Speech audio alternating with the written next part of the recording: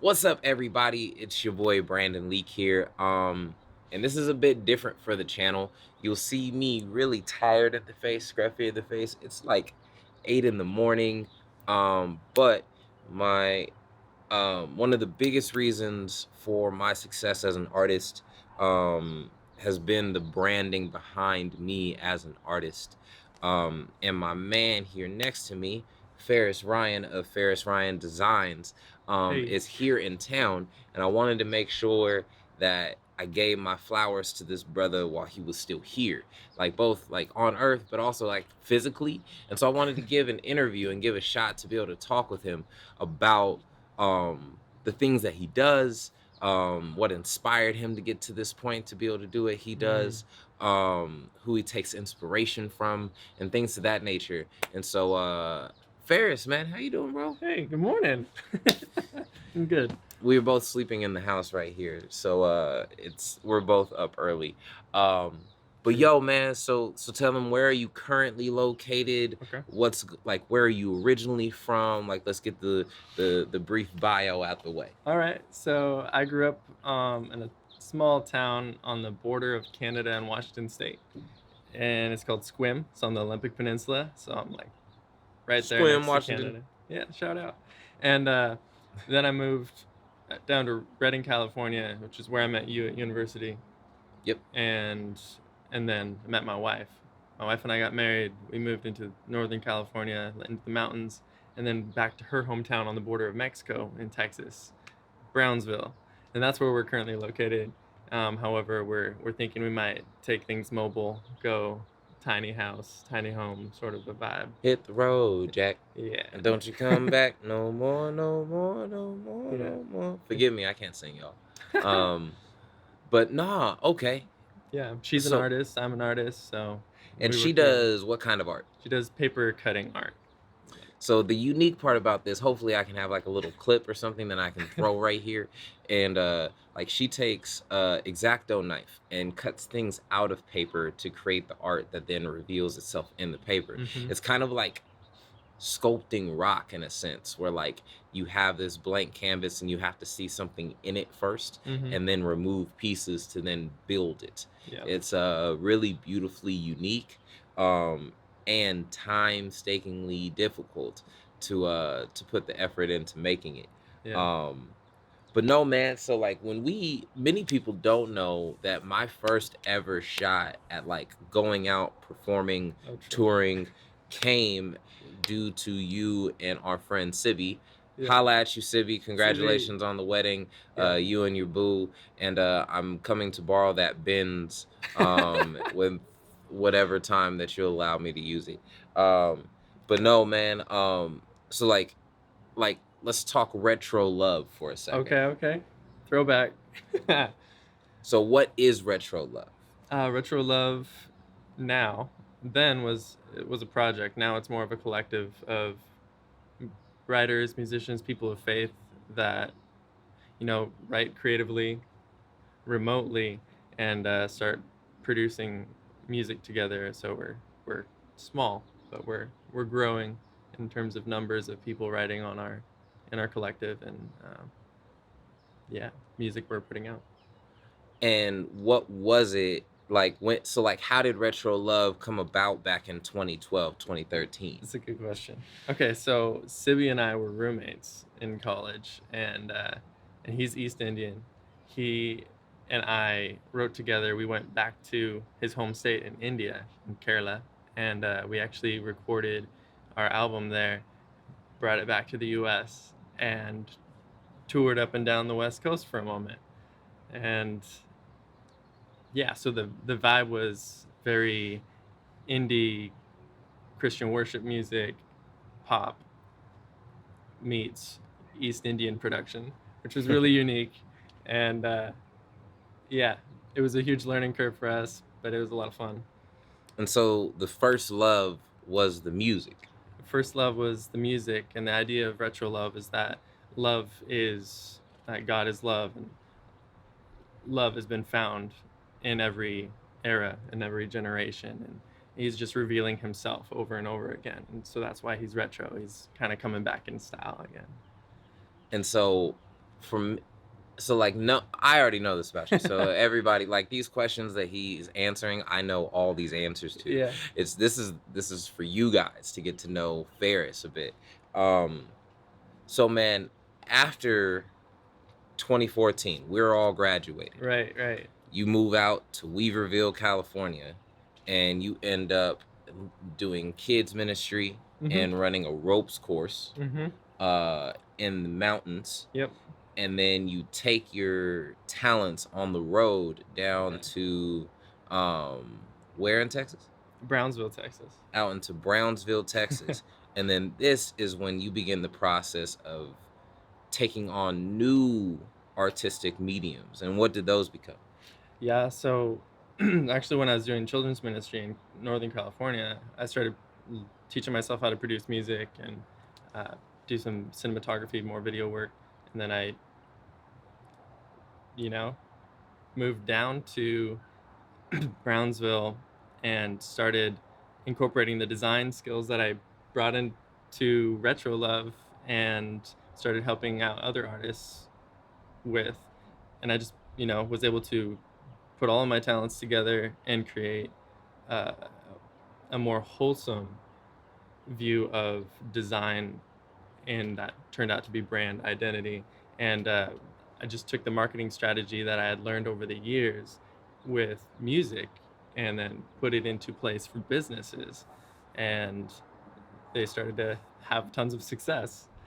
So I became kind of well known in my town for branding, branding design, branding music production, audio editing, and Branding, not Brandon. not Brandon. Yeah. So just the distinction between the two.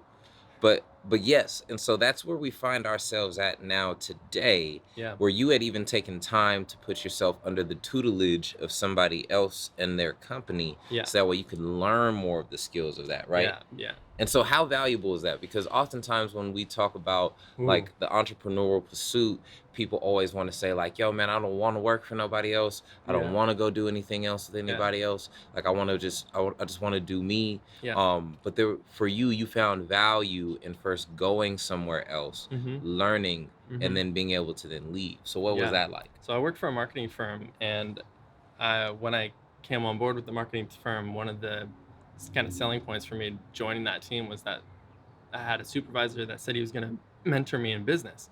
And I said, okay, like if you can show me where are my weak points and you can help me strengthen them in terms of marketing and sales, even writing copy, and because I know how to tell stories pretty well, but taking those stories and then like art doesn't, good art doesn't just reveal itself to the world. Like good art can go unnoticed for years, decades, but if you can, add a creative story, do everything purposefully from how you want to look, sound, taste, feel, smell, like in your brand, all the senses being captivated, then that's one of the things that I learned there during my time at this marketing firm. And if you can captivate all those senses, then you can really create a strong audience connection, and that's what branding is all about. Man. Yeah. And so now we can talk about what role you play with what's happening on my spectrum. Yeah. For those that don't know, hi, I'm Brandon. I do poetry. I was on America's Got Talent. That's like probably how you ended up at this YouTube channel anyway. So I'm really happy to see you guys. If you leave a comment with a question below, I will gladly answer the first 50. I'll timestamp them so I can figure out who sent the first 50 questions and give you an answer. Yep. And then somehow, some way, I'll do a giveaway through YouTube. I don't know how I'm going to do that yet, but we'll figure it out. But almost all of my shirt designs, logo, all those things are bred out of the creative mind of this gentleman here, through just dialogue, conversation, some questions that I have to fill out Google Forms. I don't like those, but it's a part of the process. You have to do things you don't like to get to where you want to go. True. Yeah.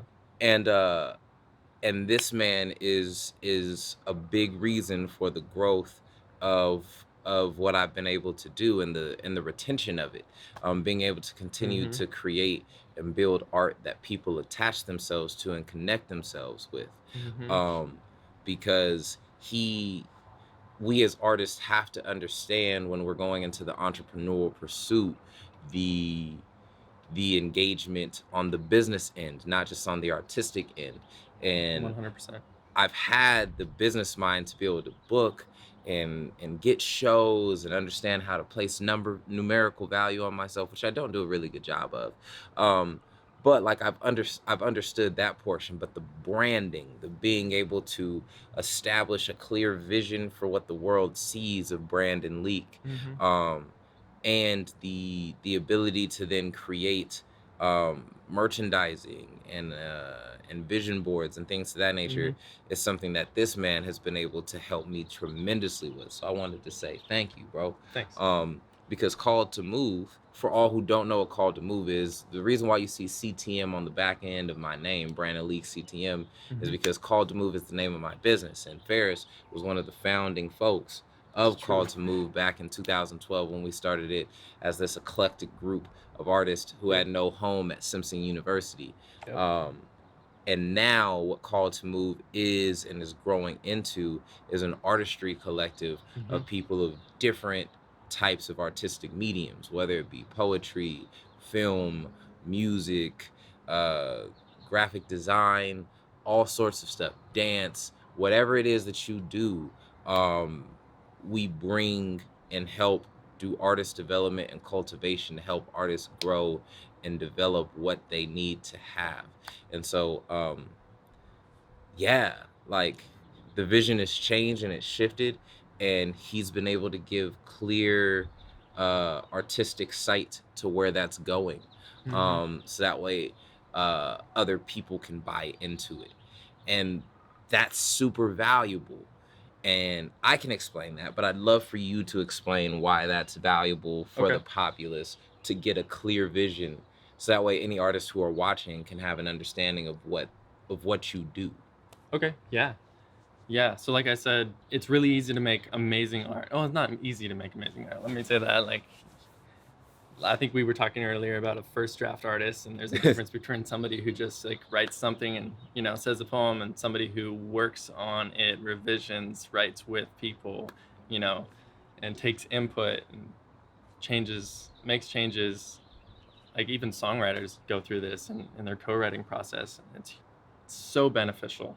Um, but there's something different between being able to make art, make good art, and then your good art getting out there to the people, to the eyes, to the ears of the people that need to see it and hear it and feel it.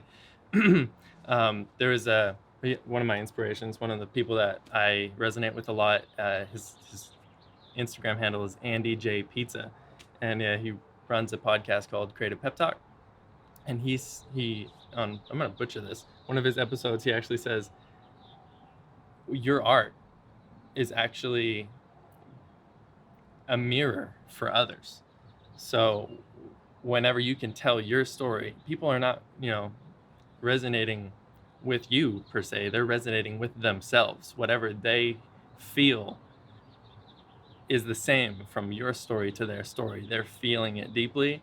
And so what branding does, what marketing does, good marketing, it's actually, you know, playing people's heartstrings. It's actually making people feel things without them knowing that you're actually trying to, because it's at the root level. It's just deeply authentic. It's deeply you. We talk about branding corporations, but we also talk about personal brand. Like, it comes down to a depth of who are you really, so you can have a clear understanding of who you are, and then out of that place you actually can reach more people, influence more people actually resonate with you because you know more about who you are than probably they do themselves, and they see a piece of that identity that you have in themselves as well.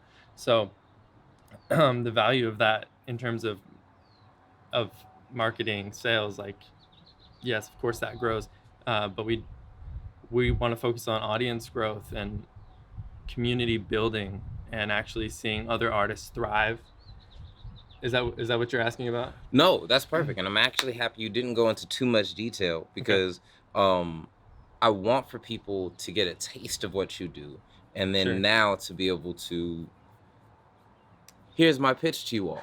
Any artists who are looking for brand management or branding advice, graphic design work, musical accompaniment for things that you do in terms of like videos, background tracks, things to that nature, um, I petition you to go into the description and click this man's website, hit his contact button, and get in touch with him. He is integral into what Called to Move is, into what Brandon Leake is. And one of the biggest ways that you can support me in my journey is by supporting those who are around me in their journeys. Because none of us do this in a silo. None of it happens individually. It happens collectively, where we build together, we grow together, and we strive together to be better. For instance, the man behind the camera today is Cleve Brown, one of my really good friends from church for the past 5-6 years. And he and I have gotten the chance to put up some phenomenal work together. For instance, the poem Friends that you all love on my YouTube channel, he recorded. And there was a slew of videos up there, which are all Cleve. And we're going to continue to work together to build further and further. Same thing with my other cameraman, Ale, aka 2 Cents. Like it's a process where you guys build something together and everybody benefits. It's not this pie analogy that we love to use where like, oh yeah, like me getting one slice means there's less of it there. No, like there's an infinite table of pies there, and you just have to be willing to figure out which slice you want for the day, and there's another pie to replace it automatically. And so yeah, man, I think we'll close it there. Cool, sounds good. But thank y'all for tuning in. And please make sure that you guys tap in with my man Fariss here. And I'm also going to link Cleve Brown down below, so that way if you guys have any type of videography needs, you guys can go click the link for him or my man 2 Cents and get in touch with them to figure out what you guys can get from them, and what they can give back to you guys. These are commissioned works. Artists deserve to be compensated for what they do. Amen. But the beautiful part about this is, whatever you sow into another artist, they now will sow that back into you with what they'll give you. It's the same thing that when you buy an album and you pay for that album, now what you're getting back from it is memories of whatever you've done while listening to those songs. It's healing whatever wounds those songs now touch on and help bring healing to. It's those types of things in which you get the exchange of. And so I dare you to try and do that, especially if you're on this entrepreneurial pursuit, because do unto others what you would have them do unto you, right? Bingo. And then if you would like to support me monetarily, I'll throw my Patreon link down below as well as my website. Go ahead and cop this I Am Poetry t-shirt, or hoodie, or crew neck sweater. But also, if you want to catch the poem based off of the shirt based off the poem I did on America's Got Talent, it's also at that website below too. But I thank y'all, love y'all, and appreciate y'all for joining me today in this journey. Yeah, catch y'all later.